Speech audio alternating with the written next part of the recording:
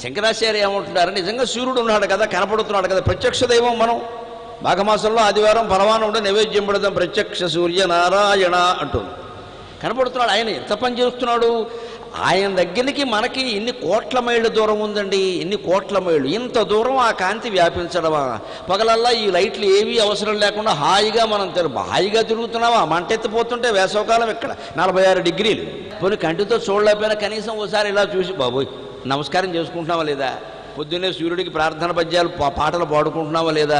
పొడుస్తూ బాలుడు పొన్న పువ్వు చాయ, పొన్న పువ్వు మీద పగడంపు పొడిచాయ, శ్రీ సూర్యనారాయణ మేలుకో హరి సూర్యనారాయణ.